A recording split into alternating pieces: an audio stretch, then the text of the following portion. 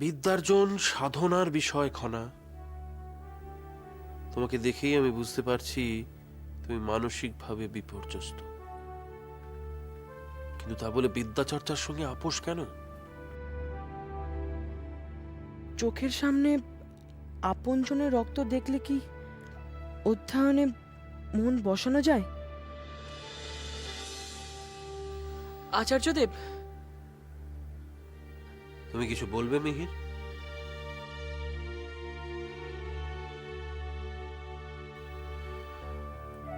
এখানে যারা অধ্যয়ন করতে এসছে তাদের মধ্যে তুমি সবচেয়ে বেশি কষ্ট করে এই অধিকার অর্জন করেছো,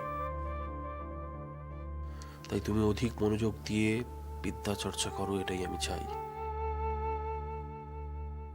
তাই তোমাকে পরীক্ষা করার জন্য আমি তোমাকে এই কথাগুলো জিজ্ঞেস করলাম।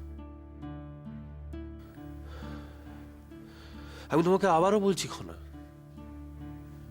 বিদ্যার্জনের থেকে মহৎ এই পৃথিবীতে আর কিছু হয় না। শিক্ষাই সর্বশ্রেষ্ঠ। শিক্ষাই মানুষকে আত্মনিয়ন্ত্রণ করতে শেখায়। আত্মনিয়ন্ত্রণের ক্ষমতা না থাকলে মানুষ নিজের মস্তিষ্ককে, নিজের রিপুকে নিয়ন্ত্রণ করতে পারে না। ফলে সে যা শেখে সাময়িকভাবে শেখে, দীর্ঘস্থায়ী সুফল সে কোনোদিনই পায় না। আমায় মার্জনা করুন আচার্যদেব। মার্জনা, প্রার্থনা এইসব কথা বারবার উঠে না আসলেই ভালো খনা। তো আমি বলবো যে তোমার অমনোযোগিতার নিশ্চয়ই কোনো সঙ্গত কারণ ছিল। তবুও আমি তোমাকে বলবো যে জীবনের পথ বন্ধুর খনা। এ পথে যে প্রতিবন্ধকতাই আসুক না কেন, বিদ্যার্জন যেন কোনোভাবে ক্ষতিগ্রস্ত না হয়। আমার কাছে সবাই সমান, কেউ ব্যতিক্রম নয়। তাই দোষ করলে রাজকুমারীকেও তিরস্কার করতে আমি দ্বিধা করি না। তাই তোমরা সকলে সতর্ক থেকো।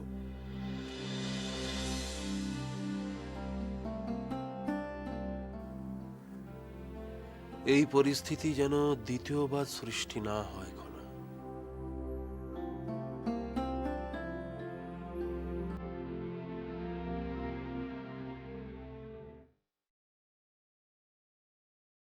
মহান আমাকে মুক্তি না দিয়ে আমি কি উচিত কাজ করেছি? জানি, রাজা হিসাবে আমি ন্যায়সঙ্গত কাজ করেছি, কিন্তু ভাই হিসাবে অবশ্যই উচিত ছিল আমার মহান আমাকে মুক্তি দেওয়া। ও স্ত্রী সমৃদ্ধি বা আমার প্রধানমন্ত্রী জয়দ্রথ, তারা তো ওর মুক্তির পরিপন্থী। তারা নিশ্চয়ই সঙ্গত কারণেই ওর মুক্তির বিরোধিতা করেছে। তারাও যখন বিরোধিতা করেছে, তাহলে আমি নিশ্চয়ই বলবো যে আমি কোনো অন্যায় কাজ করিনি। মহারাজ, কি হয়েছে ঐশিকা? মহারাজ, একদিনের জন্য কি কুমারকে মুক্তি দেওয়া যেত না?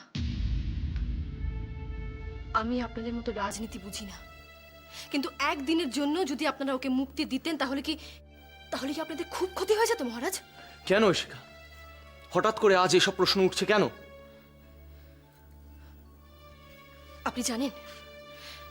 আপনি জানেন কুমার কি করেছে? তুমি তো চেয়েছিলে আমাকে রাখি পরাতে, তাই না? হ্যাঁ, এখন পড়ো আমার এই হাতে রাখি পড়ো। কিন্তু কোন হাতে পড়াবে বলো তো?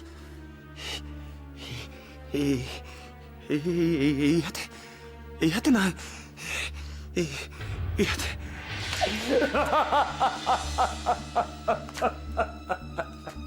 কুমার!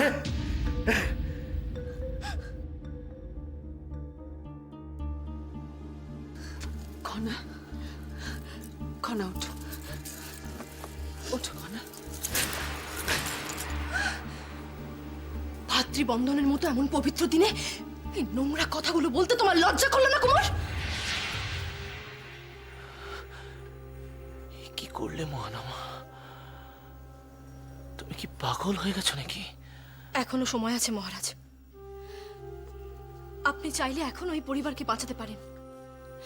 যা হচ্ছে তাতে সবচেয়ে বড় ক্ষতি কিন্তু আপনার আর কুমারেরই হচ্ছে। আপনাদের মধ্যে দূরত্ব বাড়ছে। আমি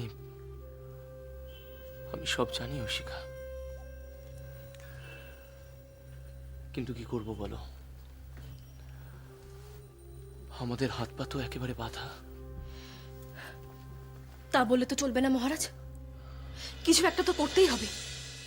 কুমার যা ভুল করেছে তার জন্য যথাযোগ্য শাস্তিও পেয়েছে, কিন্তু তাও তাও এখনো কেন ওকে শাস্তি ভোগ করতে হবে আপনি বলতে পারেন?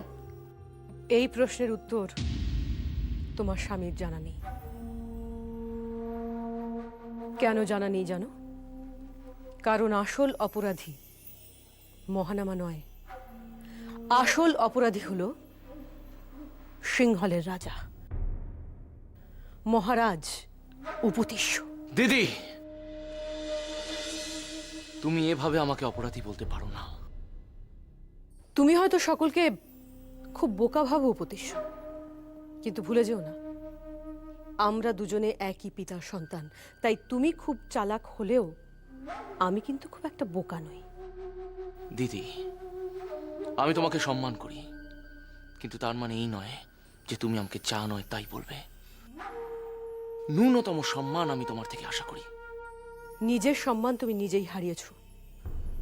কি করেছি আমি? আমি কি এমন করেছি যার জন্য তুমি এসব কথা আমাকে শোনাচ্ছ? শুনতে চাও? তবে শোনো, তুমি তোমার চারপাশে কিছু জীবন্ত পুতুল দিয়ে একটা চক্রব্যূহ রচনা করেছো। তুমি তাদের তোমার শুভাকাঙ্ক্ষী ভাবো, তাদের সব রকম সুখ সুবিধা দাও, তারা অন্যায় করলেও তুমি মুখ বুজে থাকো। আর তারা তারা দিন রাত উঠতে বসতে তোমাকে বলে, আহা, উপতিষ্যর মতো রাজা হয় না। কিন্তু আসল সত্যিটা কি জানো? মহানামা তোমার থেকে অনেক ভালো রাজা হতে পারে। সে একজন প্রজাবৎসল সুশাসক হতে পারে, কারণ তার হৃদয় তোমার থেকে অনেক বড়। যদি তাই হয় দিদি, তাহলে সে আমাদের বিরুদ্ধে কেন হিংসার আশ্রয় নিল? কেন ষড়যন্ত্র করলো আমাদের বিরুদ্ধে? কেন বলো? ষড়যন্ত্র সে করেনি উপতিষ্য। ষড়যন্ত্র যদি কেউ করে থাকে তাহলে সেটা তুমি। প্রথমে তোমার পুতুল বাহিনী কিছু রক্ষীকে তোমার বিরোধী বলে ঘোষণা করে, আর তুমি তুমি তাতে অনুমোদন দিয়ে তাদের রাষ্ট্রবিরোধী বলে চিহ্নিত করো। তাদের সামনে বাঁচার সমস্ত পথ বন্ধ করে দাও। তখন তারা কি করত? তারা অসহায় হয়ে বাধ্য হয়ে মহানামার কাছে সাহায্য চায়। আর তাদের দোষটা কি ছিল জানো? দোষটা ছিল এই যে তারা ব্যক্তিগতভাবে তোমাকে নয়, মহানামাকে পছন্দ করত। আর সেটাই তোমার সহ্য হয়নি। আর মহানামায় বা কি করত? সে অসহায় কিছু মানুষকে সাহায্য করেছিল, আর সকলের সামনে তার ঋত সম্মানকে পুনরুদ্ধার করার চেষ্টা করেছিল। সে যদি সত্যি খারাপ হতো উপতিষ্য, সে সেদিনই তোমাকে প্রাণে মেরে ফেলতে পারত। সে কিন্তু তা করেনি। সে একজন প্রকৃত বীরের মতো আচরণ করেছিল। তোমার মতো একজন ভীরু কাপুরুষের মতো কাউকে অন্যায় করার জন্য প্ররোচিত করেনি। না দিদি, আমি ভীতু নই।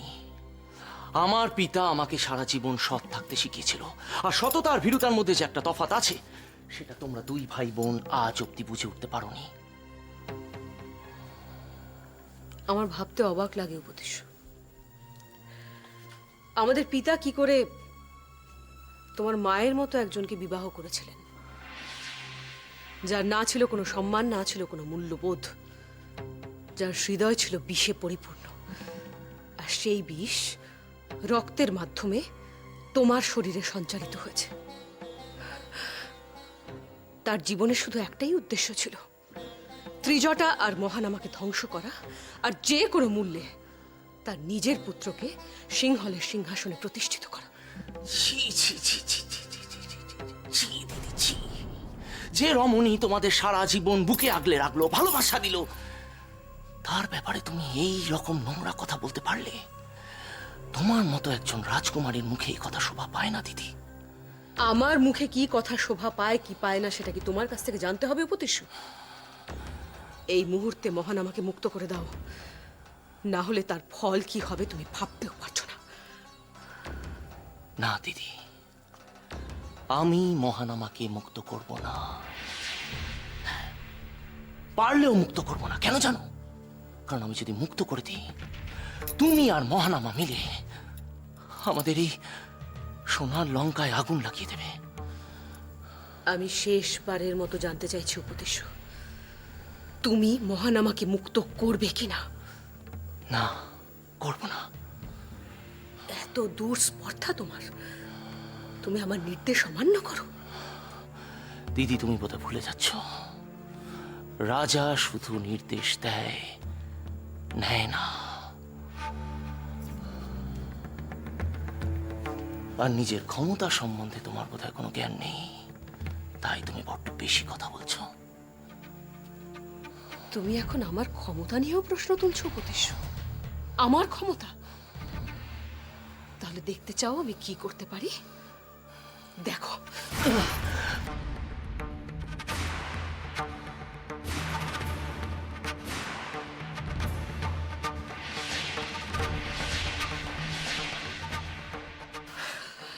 অনেক হয়েছে দিদি।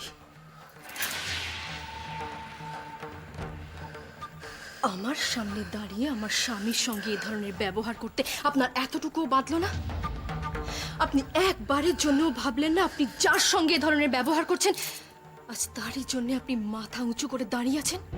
আজ তারই জন্য আপনি বেঁচে আছেন? আপনি কি ভুলে গেছেন আমার কণার সঙ্গে আপনারা কি ধরনের ব্যবহার করেছিলেন? কিভাবে নোংরা ষড়যন্ত্র করে আপনারা আমার কণার হাত পুড়িয়ে দিয়েছিলেন? তবু এই মানুষটা কিন্তু আপনাদের বিরুদ্ধে কোনো শাস্তির ব্যবস্থা করেননি। কোনো রকম শাস্তির ব্যবস্থা করেননি দিদি। আসল কথা কি জানেন? কুমার বা মহারাজ কেউই নয়, আসল অপরাধী আপনি দিদি, আপনি। আজ আপনারই জন্যে দুই ভাইয়ের মধ্যে বিভেদ সৃষ্টি হয়েছে। একজন চোখের জল ফেলছে, আর একজন নিজের শরীরে রক্ত দিয়ে তার সমস্ত যন্ত্রণা ভোলার চেষ্টা করছে। ছি!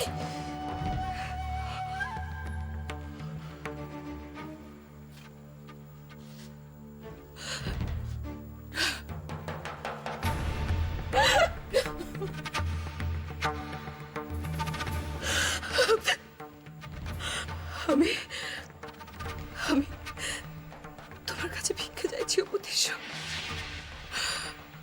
মোহন আমাকে তুমি মুক্ত করে দাও, মুক্ত করে দাও। মহারাজের পক্ষ থেকে আমি আপনাকে বলছি দিদি, কোনো মূল্যেই কুমার মুক্তি পাবে না।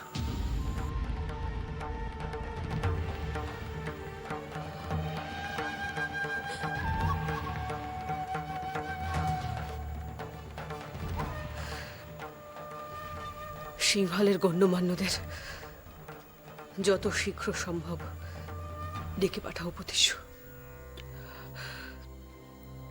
আমি তাদের সাথে কথা বলতে চাই। কেন দিদি, আর কি প্রয়োজন আছে? যা বলার আমি সবার সামনে বলবো। তুমি তাদের ডাকার ব্যবস্থা করো। দিদি,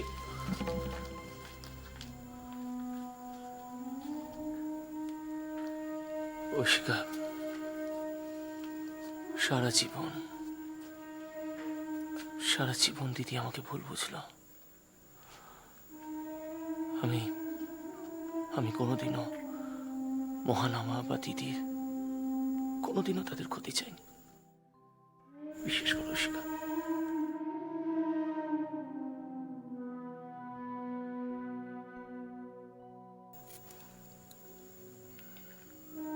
আমি জানি মহারাজ, কিন্তু কি করবেন বলুন? ভাগ্য যখন মানুষের বিরুদ্ধে চলে যায় তখন জীবনের সমস্ত সম্পর্কগুলোই মিথ্যে হয়ে যায়, একেবারে মিথ্যে।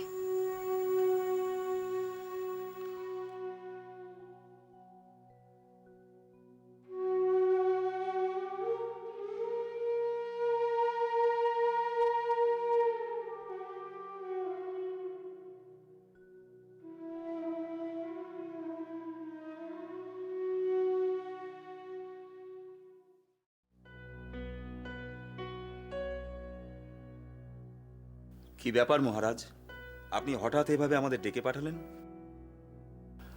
না মানে ওই দিদি আপনাদের সাথে কিছু কথা বলতে চান। কিন্তু আমাদের সাথে তার কি কথা থাকতে পারে মহারাজ? দিদি বলছিলেন যে যা বলবেন উনি সকলের সামনেই বলবেন। আমাদের অনুমান তাহলে ঠিকই ছিল। রাজৌদি কুমারকে মুক্ত করা নিয়ে আলোচনার জন্যই নিশ্চয়ই আমাদের ডেকে পাঠিয়েছেন। রাজকুমারকে নিয়ে আবার আলোচনার জন্যই কি রাজৌদি আমাদের ডেকে পাঠালেন? কিন্তু আবার কি আলোচনা হবে? যা সিদ্ধান্ত নেওয়ার তা তো নেওয়া হয়েই গেছে। রাজৌদি বোধহয় তার অশান্ত মনকে শান্ত করার জন্যই কোনো পূজা পাঠের আয়োজন করতে চান। তাই বোধহয় পরামর্শ করবার জন্যেই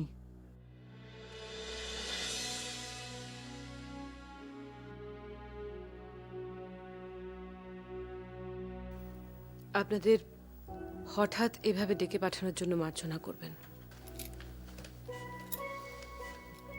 কিন্তু আপনাদের সাথে কথা বলাটা অত্যন্ত প্রয়োজন।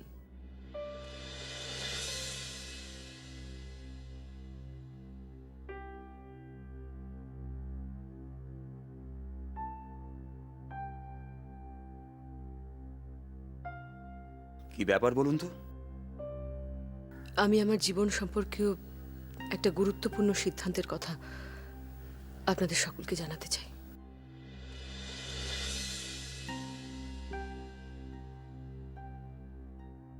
আমি প্রাসাদ ত্যাগ করে তীর্থযাত্রা যাব বলে স্থির করেছি।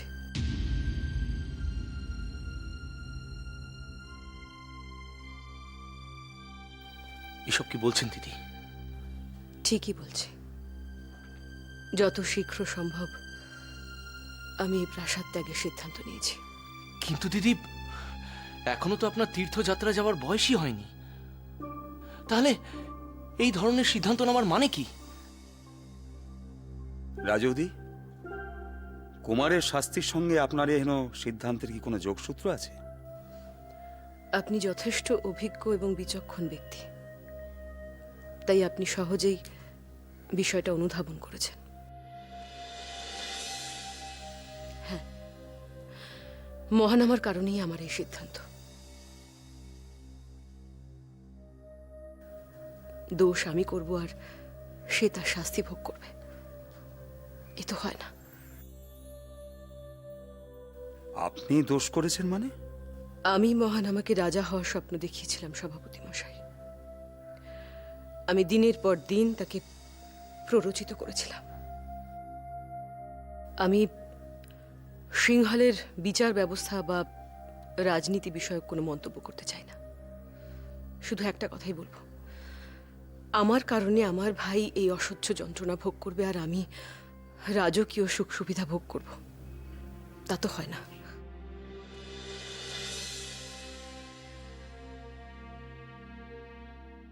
মহানামা এই শাস্তির যোগ্য কিনা আমি জানি না, তবে আমার উচিত এর থেকেও কঠিন কোনো শাস্তি ভোগ করা। কিন্তু আমি এও জানি একজন নারী হিসেবে বা পরিবারের অন্যতম জ্যেষ্ঠা সদস্য হিসেবে আমাকে কোনো শাস্তি দেওয়া হবে না। কিন্তু তাই বলে তো আমি চুপ করে বসে থাকতে পারি না। যা করার তা আমাকেই করতে হবে।